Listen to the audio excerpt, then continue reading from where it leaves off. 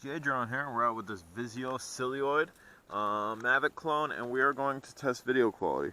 Right now, that is what I got, and it looks really clean, but we're going to record. I do have an SD card in it. If you press the options, those buttons up top, the record and photo, it will go to the SD card. The ones on there will make the lights blink on the drone itself, but it doesn't go to the SD card, so those buttons don't work for that. So, alright, we're going to take this for a flight. Enjoy. Okay guys, we're going to go ahead and take off here. This is directly from the SD card. It was started to record off of the app. Don't try to use the buttons on your controller because you will end up with no footage, as I tested this before I went outside. As you can see, the video quality isn't really bad. It's shooting in 720p 19 frames per second. It'd be really nice if they would up that to like 30 frames per second, then it would have been even better than what we're seeing here, but it's really not bad. See the car going by. You're able to actually get a little bit of detail. I mean, you're not going to compare this to a Phantom. You're not even going to compare it to a poor quality 1080p camera, because again, it's 720p at 19 frames per second.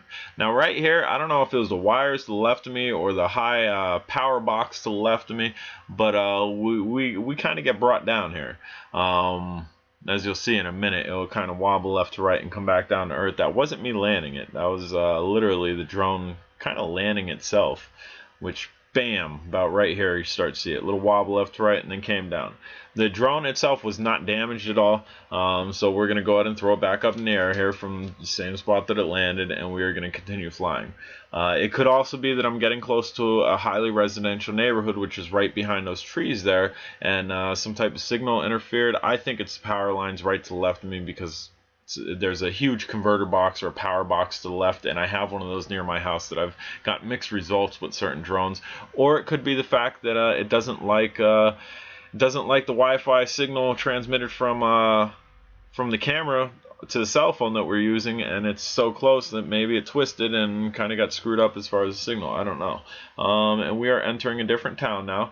I live in a town close to this town. We're kind of doing a walkthrough, walking the drone a little bit. That way you could get different colors and different scenery and really get a good grasp of how this camera works. I think it works well. You do see some propellers in the video, which isn't a really big issue, but you can definitely tilt the camera downwards. And I think that's where a little bit of our jello, we have just a very subtle bit of jello that we're acquiring here. I think that the reason for that is because the camera is adjustable, and it's loosely adjustable. It's not really clicking into place or anything. It's very loose that you can move it up and down with ease, and in transition the vibrations are slightly moving it up and down, I think. We're going to go ahead and cross the street here. If you're crossing the street with the drone, look both ways. Elementary, right?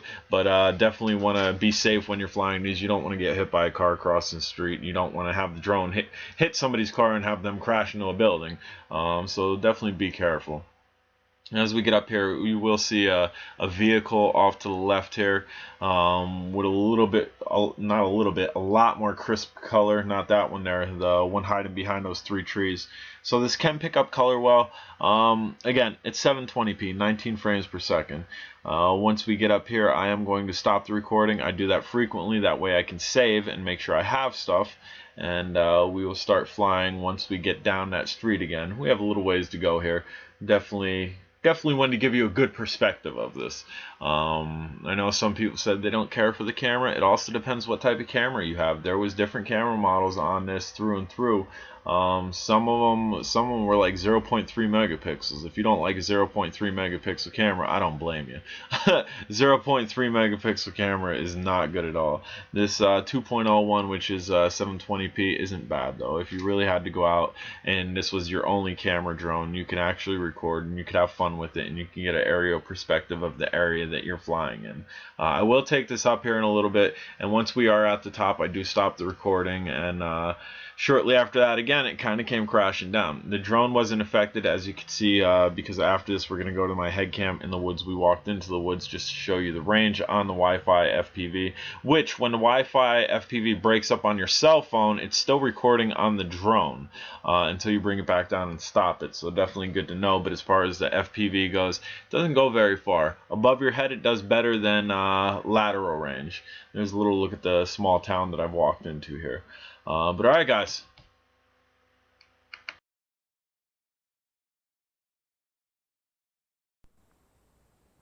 Alright guys, we've kind of walked the drone out to a different area, just trying to get different perspectives.